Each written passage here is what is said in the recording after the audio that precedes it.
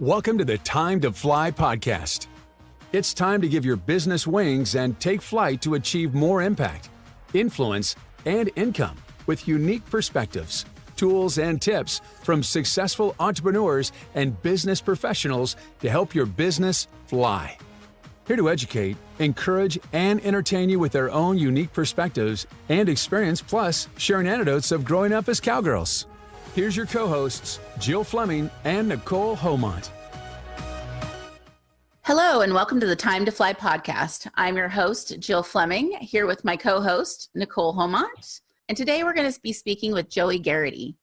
Joie is the founder of 113 Branding Digital Media Studio and is a brand director, creative producer, author, and international speaker. She worked in the Hollywood entertainment industry for 15 plus years at top companies in film, television, original web content, and brand entertainment. She was handpicked by ABC studio president to launch the first multimedia startup business for the Walt Disney Company. After returning to the Bay Area, Joie was inspired to launch 113 Branding. She integrates her strategic branding and content development vision with both the creative and business sides of the entertainment industry. She works with entrepreneurs and Hollywood talent, both behind and in front of the camera. In her book, The Red Carpet Guide to Visibility and Influence, Joie shares branding strategies, techniques, tools, and tips that can be implemented easily. Joie spotlights guests, books, products, services, movies, and web series, and more. Joie truly believes that it is your birthright to stand in your spotlight and shine bright, and that has nothing to do with the last name you were born into or your vocation. Instead, it has to do with living your true purpose, turning up your visibility spotlight, and allowing your influence to shine. Welcome, Joie. Thank you. Thank you for having me, you guys. Yes, thank you for joining us today, Joie. I'm excited. So, because Jill and I just met, and Nikole, we've known each other virtually, and now we get to meet each other face-to-face virtually. Modern technology is wonderful when it works. We love social media. So, Joie, it's really interesting of how all of us came together. I went to the SOAR Women's Business Conference here a couple of weeks ago, and the reason I was there is because Nikole was in your Facebook group, and you had posted the flyer for the event, and she sent it to me, and I was like, oh, hey, this looks really interesting. And so I go to the event and meet you, and then here we all are. Yeah. I mean, it really is, again, I love social media because it connects the dots, right? And I knew Nikole because of the group, right? And then I was picking people from the audience to come up and to stand in their spotlight and be a superstar in front of the room. And I picked Jill, and then Jill shares the story on the stage. I'm like, this is incredible. It really was, because you would ask a couple different people to come up during your keynote speech. And it was funny because I was like, I know I'm not supposed to raise my hand yet. And then at the end, you're like, okay, I'm going to have somebody come up and I want you to spotlight someone else. And I was like, oh, this would be a perfect time for me to come up and spotlight Nikole and to share the story. It just turned out really neat. I know. So Nikole, you were in the room with us. Yes, it's amazing how it all works. I didn't realize you guys hadn't met prior to the keynote and talked about sharing the spotlight. So that is a great circumstantial way it all came together. I love it. Yeah, it was great. And that's a great, Robbie has a really great network. Yeah, she does. And what's funny is I was talking to Nikole about going, and I think I shared in last week's podcast where I did all the interviews. Nikole was the one that recommended or suggested I do interview people while I was there. Oh, yeah, that was clever. And I was like, oh, that's a great idea.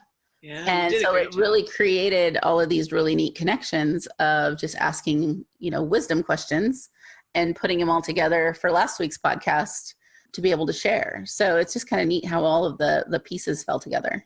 Yeah, and I think it was such an important aspect too. And this is a great way to grow your network, is to be of service and to spotlight others. And that's a strategy one I share all the time. I love that strategy. Spotlight others and the spotlight will shine back on you. And that's exactly what you're doing there, Jill. The other thing too is you're breaking down barriers by bringing a new medium in the room, because you're allowing other people to be seen and heard. Great way to grow your network. Great way to get to know people on a more emotional level. Absolutely. It was really neat. Like I said, I had never done that before, ever. And I only did it because Nikole suggested I try it. And it really was a great icebreaker to be like, hey, I have a podcast. And as part of this thing, I would wonder if I could ask you a couple of questions and I would love to spotlight you. And it was really fun to be able to visit with the different ladies I spoke with and ask kind of that question. Like I asked for like a nugget of wisdom, and I learned so much too, just having that conversation and then being able to pass that on to our listeners. That's the thing about collaboration that I love is that it's like Nikole planted a seed. Now this seed has blossomed, and this is a great tent pole for your brand, right? You guys will be known, and it's fantastic. When you walk into a room and people are like, wow, there's an opportunity to be seen and heard, right? That elevates you and your influence in the room right away. So now you and Nikole are going to go to all these events, and you guys will be doing this on the spot. That is a strategy, and it's a beautiful way of showing up for community. And yet it's also fantastic for the brand. Right. A win-win. It is a win-win. We love win-wins. We love win-win. Yeah. We talked about that a little bit at the event in your Facebook group. It's Branding for Professional Businesswomen on Facebook. If you're not in the group, I highly recommend it. We talked about having a place of we, right? It's not a thing of I, it's a place of we, and creating community and creating we and win-win. And that's really I think that's really the business environment like I want to live in. In my keynote, I was sharing, we are encouraged to be lone wolves at a very young age, specifically women. And what it does is it divides the herd. It's a strategy, you know? Mm-hmm. And because look at you and look at Nikole and Jill, guys, two women came together using their strengths. They knew their weaknesses, right? And they used their strengths, and then they've launched this incredible podcast series, right? If we continue to try to be lone wolves, which is an I behavior, it is the quickest way to close your doors, your business doors. But however, it also doesn't bring a lot of joy into our lives. It's very lonely. And that loneliness is a signal that we can start sending out that can also hurt us both personally and professionally. So I say kick the lone wolf to the curb. It's a learned behavior, but you can do it, right? Kick it to the curb and look around and be like, who else can I get to know? Who can I collaborate with? I want to grow my network. I want to grow my sisterhood. And I have women say to me, but I don't trust other women. I'm like, get over it. You know, like, again, that's an old behavior. We're not in high school anymore. You know what I'm saying? We're not. It's like, trust other women. I trust you guys. It's great, trust right? You too. Yes. Yeah, I mean, it's just fantastic. Like, we're going to be close now.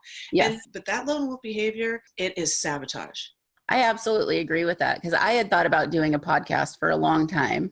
Mm-hmm. And then I ran it by Nikole, and she's like, well, we could do this together. And I was like, oh, we could do it together. Yeah. And we actually talked about it for about 2 years, Nikole? It was just about 2 years. And during that time, I knew I was going to be moving across country for my husband's career. So we put it on hold, but we kept circling back to it every few months. Okay, are we going to do this? Are we actually going to do this? And we finally. And then the timing got right, because Nikole's little boy went to school and she was wanting to grow her business. And I'd been really growing in my business and wanting to step more into the spotlight. We were on the phone one day and we're like, okay, are we going to do this or not? And we were like, okay, let's do it. I got on a plane and flew to Nikole in Tucson, got to see everyone, and we put our heads together and be like, okay, this is how we're going to do it. We realized that our strengths are different. I'm more of a big picture strategy person, and Nikole is more of a detail-oriented person. Our strengths complement so well, to the point of I called on launch week, I called Nikole and I was like, I am so grateful for you, because if I was having to do all of the things that you're doing to get this thing launched, there is no way this would ever go. No way. I would be like, I'm out. It's not going to work. I'm out. So it's been so fun collaborating with each other and being cheerleaders for each other too, both being in our strengths and complementing each other's weaknesses, so to speak, and just really being on this journey together. It's way more fun than being a lone wolf. It really is. And it's very courageous too, to know thyself, because you guys recognize your weaknesses. And I know community, you know, especially for us growing up, put a negative spin on weaknesses. Like that was something we should be ashamed about. And I'm like, no, Another thing too, I see people sometimes do is they work with people that are exactly like them. I said, that is a mistake. There's going to be a gaping hole that's not going to get handled because your strengths and weaknesses are the same. Right. Well, and if your strengths are both the same too, then there's probably butting heads. Right, Nikole, it's a fast way to get into an argument. Well, and Jill and I both have the strength of competitiveness, but we're able to harness it to collaborate and who can get stuff done because she does all of the editing on the podcast and she has a much larger network when it comes to meeting people and having those people come in. And then I'm here and I'm like, well, I got to get all the social done. I got to get this done. We got to get this done. And it's in a way, a competitive way to do it because we're collaborating by each pushing each other forward. And it's one of those things that I'm one of those people who is competitive with myself for the most part, trying to get more done from today than I did yesterday. But having Jill there, knowing, not necessarily competitive on this side, but knowing that I owe work to her because she needs to do stuff and then she owes work to me, really makes us work, I think, more dedicated and harder on the projects we're working on together versus saying, oh, well, I can do that tomorrow because it's just for me. Yeah, exactly. So you guys are getting over huge finish lines. Yeah. That's true. Of when there's a deadline, like I have someone relying on me to produce that work to keep our timeline flowing. And so I definitely would agree with Nikole of there's that built-in accountability that it's not just me. I can let myself down, but I can't let Nikole down. Right, exactly. And I think that we see that a lot of times in women is like when we're relied on, we produce more than when it's just us. Like we can let ourselves down. We let ourselves down all the time. We're like, oh, I'll eat the cake. Oh, well, whatever. Right. But I think when we're being relied on by someone else, we step up to the plate more. Yeah, it's physically, spiritually, mentally impossible to build an empire by yourself. Yes. And these mediums, podcasts, live shows, whatever it is where everything is headed right now.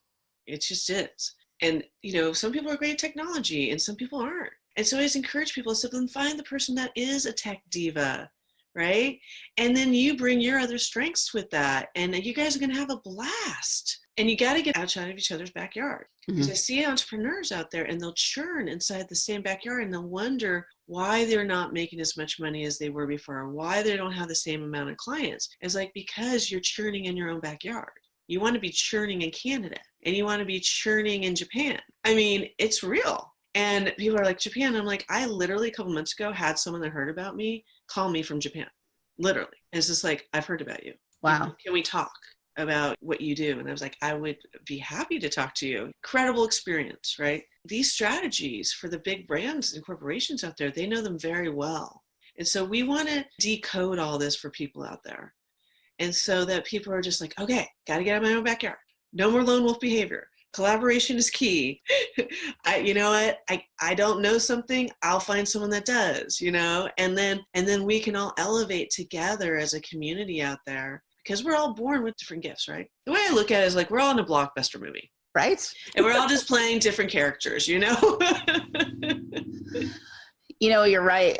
Since we've launched this podcast, it's so cool kind of looking at the statistics. We've have listeners in 6 different countries. Wow. Congratulations. Incredible. Before we launched this, we didn't have listeners in other countries. So we're broadcasting our message out into the interwebs that whoever can listen to it. And so that creates a spotlight. It's beautiful. It's a beautiful way to show up when we're of service. You will get so much more back.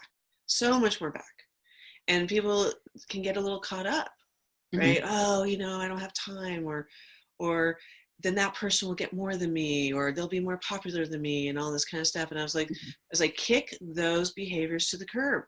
I mean, that's not true. The business opportunities that you will get will be ones that you couldn't even dream for yourself because you have spread your wings and you've been growing the collaborations in the network globally.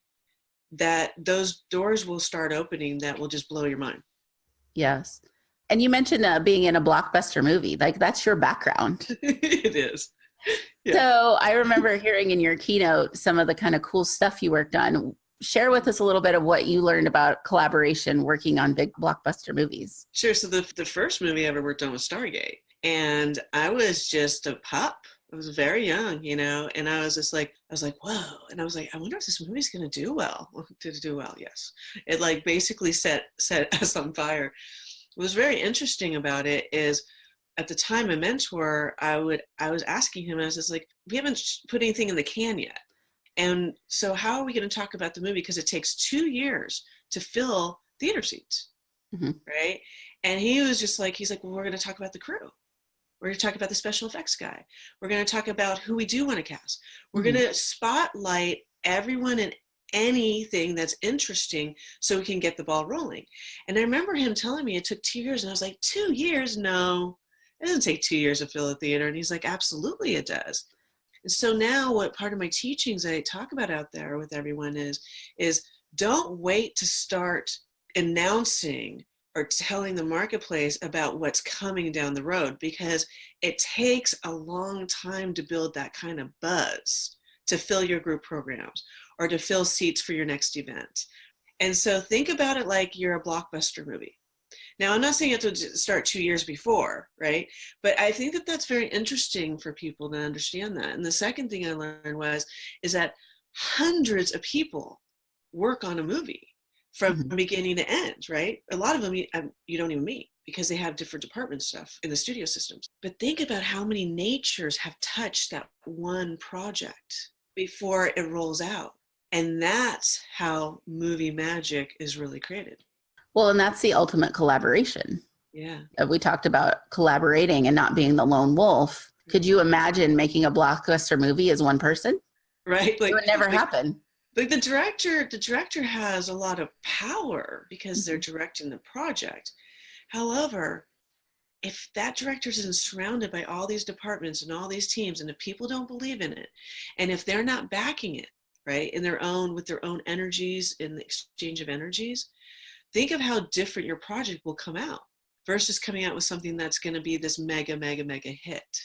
So these were downloads that I was being mentored through for years. So when I hit the entrepreneur scene, I was just like, oh, entrepreneurs are just stars, like superstars, right? You all have headshots and right and like bios. And so I was just like, oh, okay, I want to work with entrepreneurs now. What I started realizing is that because a lot of entrepreneurs come from corporate America, where everything is kind of been handed to you in systems, right? That it can be very wonky at first because people are like, they don't know where to start. There's a lot of lone wolf behavior in corporations that's encouraged, a lot of competition. And everything that you learn there needs to all be kicked to the curb in order for you to have your doors open long-term success down the road. It's like residue. It's a trip if you think about it. It takes a while to kick all that to the curb and think differently like an entrepreneur. I agree with that. Of coming from a corporate background, it is a environment of competition. Yeah. Of keeping everyone else down and not collaborating. Coming out of that, I've been out on my own now 8 years. And just within the last couple of years, I felt more comfortable collaborating and giving away my secrets and the secret sauce and being willing to bring people onto my team and trust them that they have the best interest for my business as I continue to grow my consulting business. That's so true. When you look back at that, of the environment that I was in corporate America was so backstabby, backbitey. You just didn't want to turn your back on people. Exactly. Another piece of advice I want to encourage listeners is studios are just corporations. I mean, they're just fabulous, glamorous corporations, but they're still a corporation, On the side note, it's cool to work at a studio because you're walking through sets and everything when you're going to work, But it's just a corporation. Something else I learned is that we're given kind of this, like, this is what you do and this is where we stay in your lane. As an entrepreneur or as a business owner out there, you don't want to put all your eggs in just the one basket. You want to have multiple streams of income within your brand, underneath your company brand umbrella all the time. And that takes, I don't know about you guys, but that was a real balancing act for me because I was the girl that's very OT. I like to stay on track. And I don't like to feel like I'm being pulled in all these different directions. But I had to learn the hard way And I had a very, very close friend of mine come to me and they're like, yeah, you're going to have to diversify. So now I have 5 divisions underneath my one umbrella. So if one division isn't doing well, it's okay. I got 4 more. Right. And they all make sense. They're all about visibility and influence. I'm not out of my lane and I'm not overworked. I'm actually a happier person. I'm actually able to soar higher because I learned that very valuable lesson.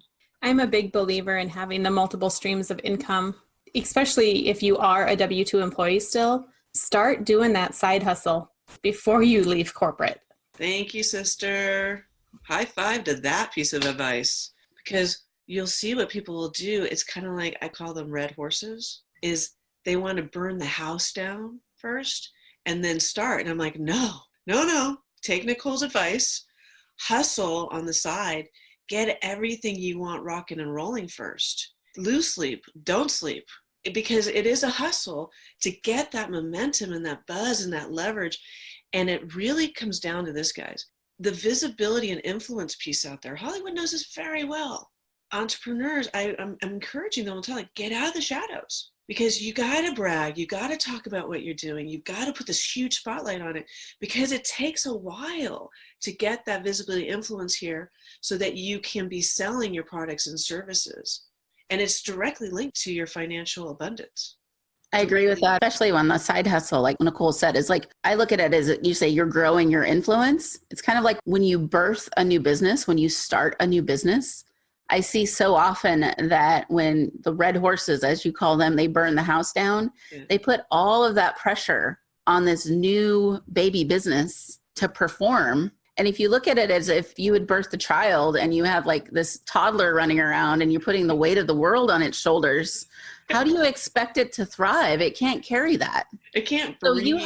It can't breathe. And so if you have an adult job, a W-2 job that's holding the weight, birth your business on the side, let it grow into that influence, let it get some experience, start spotlighting it, bringing some attention to it, allow it to grow. Yes. And to breathe, to grow into that a little bit before putting all of that pressure of having to support you and your family and everything else on top of it. And it takes courage, okay? It takes courage to do all this. However, what's the alternative? Not having your dreams come true? I mean, that's not an alternative for me. No. You know, I won't do it. I've been there before. I've been in a place where I felt very in service to what I was doing, and it was impacting my health. It was impacting my spirit. I didn't have a joy about me. I didn't, which was impacting my personal life. You can imagine, right? If you get really upset internally, you're not fun to be around, right? But it does take courage, because you're going to have to jump cliffs. However, what's waiting for you across those cliffs or across those bridges is awesome. It's incredible what's waiting. The one thing I would add to that is courage and perseverance. Yeah. Because you are going to get knocked down and you do have to get back up again. That's why collaboration is important. It is why collaboration is important, because then you have somebody else there to help dust you off. Yeah, I'm sure you and Nikole have called each other at times and been like, I don't know. Yes. And Nikole's like, yeah, you do. You can do it. You know what I'm saying? That's why, again, the lone wolf behavior it's a sabotage, and it takes courage to recognize the behavior, because I know it did for me. Be careful with yourself too. There are some truths you're going to uncover around all this. It's not the end of the world. It won't feel good for a little while, but I promise you, once you identify it and you kick it, things will look very different. And entrepreneurship is the greatest personal development journey. Oh, by far. You will learn a lot about yourself. You will learn a lot about yourself. So with that, we're going to take a quick break for our sponsor, and we will be right back. This episode is sponsored by the book Freedom to Fly, the visionary leader's guide to unlocking your unique freedom code to confidently create more impact, influence, and income. Get your copy of this best-selling book on Amazon.com. Welcome back. We're here with Joie Gharrity, and we have been talking about collaboration and getting rid of your lone wolf. And now we're going to talk about being in the spotlight, because you definitely were in the spotlight in Hollywood. And what were some things that you learned from being in the spotlight? So the first time I saw my name in lights was when I was in the credit roll in Stargate. And I remember I was sitting in the theater, and when I saw My Name in Lights, it was the most incredible tipping point for me at that point, because I never had an entire industry like honor and respect me and say, thank you for showing up. Thank you for using your energies and your gifts and talents and helping us do this.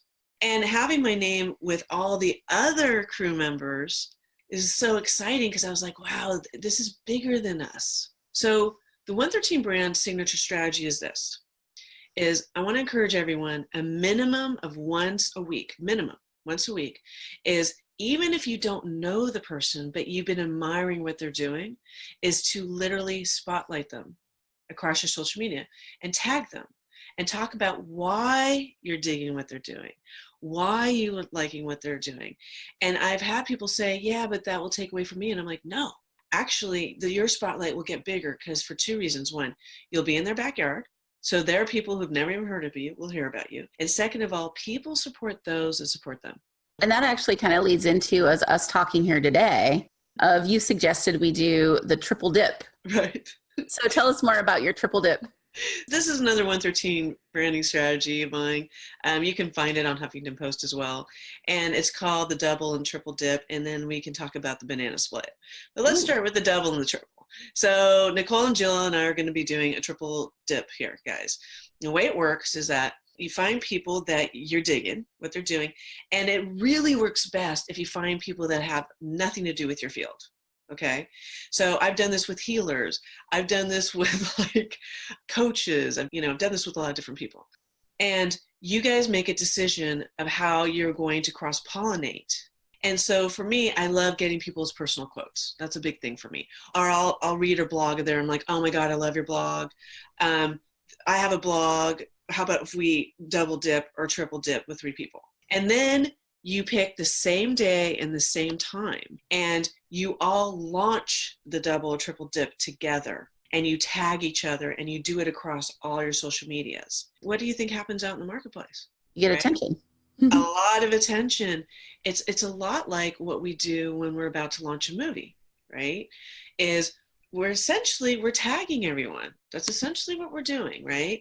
And all of a sudden the buzz is like, so I'm in Jill's backyard, and now I'm in Nikole's backyard, and they're in my backyard, right? And people are like, whoa, like what's going on here?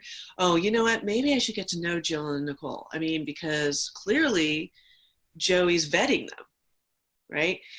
You can do this with 3 or more, and I call that a banana split. Now, I've done this with up to 80 people at once. Wow. And you can imagine the kind of buzz that we got online, right? I have people calling me and say, what's going on? What is happening in your world, right? So you can take entire networks, and all you need to do is you just need to make sure it's an equal exchange of energies. Only one person can be in charge. Not everyone gets to lead. And you guys take content from one another. You cross-pollinate it. Like I'll put your guys's, I'll do a blog about us, and I'll put you guys' quotes in my blog. You guys will take something of mine, vice versa. We tag, and you all do it at the same time, and then you just let it roll, and it is fun. It's very delicious. Well, our banana splits are delicious, right? I'm very excited to see how this all works. This was just a suggestion that Joey brought to us, and we're like, okay, this sounds like fun. And you know what? It brings so much joy to your heart. And that's something too. It's just like, as business owners or entrepreneurs, or if you got a W-2 or whatever it is, being generous with your influence or with your time or your energy and being of service to someone else, that can make your week. And with everything going on in the world right now, we need each other to show up even more for one another right now, and remind each other that someone's seen and heard you, and dig in what you're doing. And I think too, with the spotlighting at the event at the SOAR Women's Business Conference we were at, you actually called me up as someone who wanted to spotlight someone else. And I came up and I was like, I could do that. I'm here because of Nikole. So I went up and I spotlighted Nikole's business in front of the whole room. Yeah, of about 100 people. Yeah. And then I also shared the story of how I was there. I was there because of a post that you had shared spotlighting the event. Yeah. And then she saw that it was close to me, and she shared it with me. So it was just this wonderful conglomeration of all of that happening, totally as an example of what we're talking about. Yeah, you know what was kind of crazy about that day too is I was going to do a PowerPoint, but I knew things were going to be like a little wonky with the power. I could just tell, Yeah. with the hotel. And so I was just like, I happened to, before I left my house, I just happened to grab, I had gone to Hollywood a couple weeks before, and I love buying those little fake Oscars. I just think they're super cool, and I send them to my clients and stuff. I think they're hot. And I happened to grab a bunch of those, and I was like, oh, I'm going to meet cool people. I'm going to give them an award. But now I was bringing you guys up, and you guys were accepting your awards, and it's a way of helping all of us, just like that moment when I saw my name in lights, right? Mm-hmm. To feel it in our body that it really is our birthright to have the spotlight, to brag about your accomplishments. Bragging is not a bad thing. Hollywood encourages it, right? They're like, how is someone going to help you if they don't know what you do? I mean, How are they going to get you tickets to something if you don't ask? Doesn't make sense, right? Mm-hmm. To do all that, but also to elevate the room. Because what are we really doing when we're spotlighting others? We're opening the door and giving other people permission out there in the marketplace to do the same. It is addictive.